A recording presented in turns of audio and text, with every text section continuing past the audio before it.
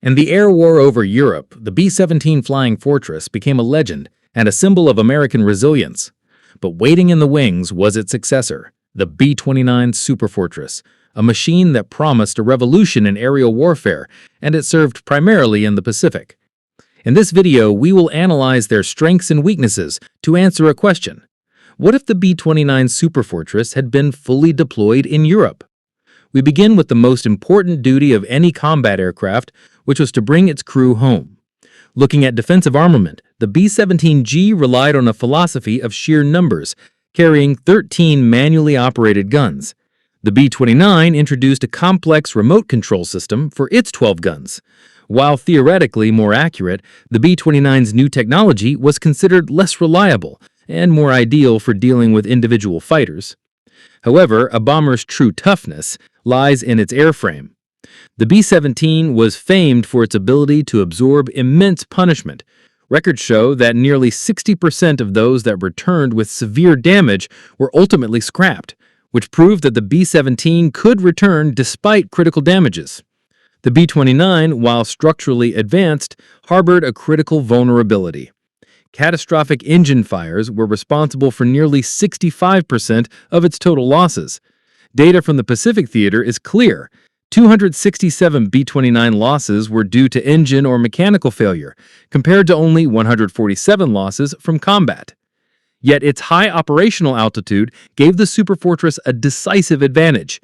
Pressurized cabin allowed B-29 to fly at a typical altitude of 35,000 feet, far above the B-17's normal ceiling of 30,000 feet.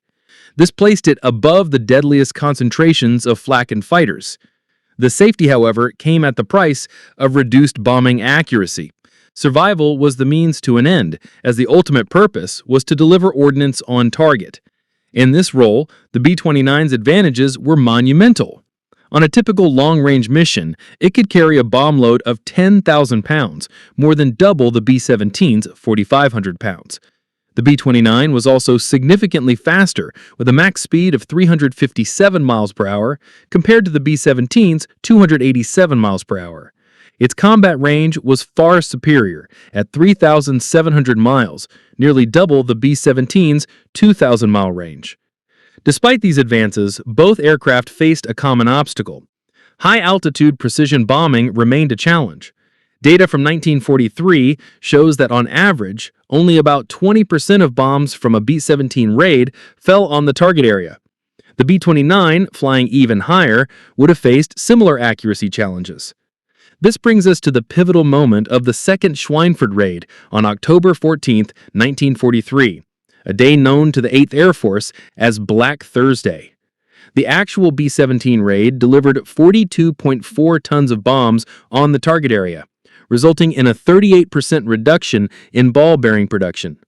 However, a hypothetical B-29 force, with its larger payload, could have delivered an estimated 128 tons of bombs on the same target.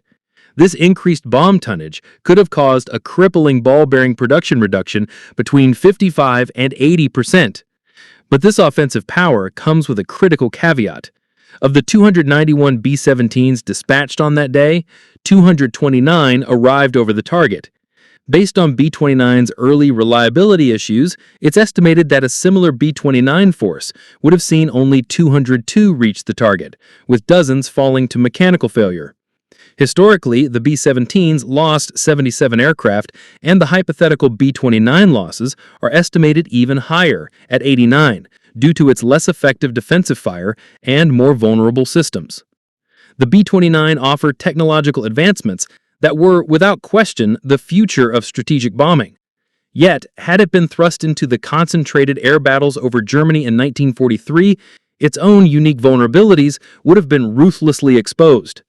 The fundamental lesson of Schweinfurt was about the absolute necessity of long-range fighter escort. The B-29 Superfortress was a war-winning weapon, but its time and place were in the vast expanses of the Pacific Theater, and only after its initial, difficult technical problems were finally overcome and its incredible strengths could be fully brought to bear. Thank you for watching, and please support my work by subscribing and purchasing my ebooks. You can find the links in my bio description or by searching for Adrian Langsford on Amazon.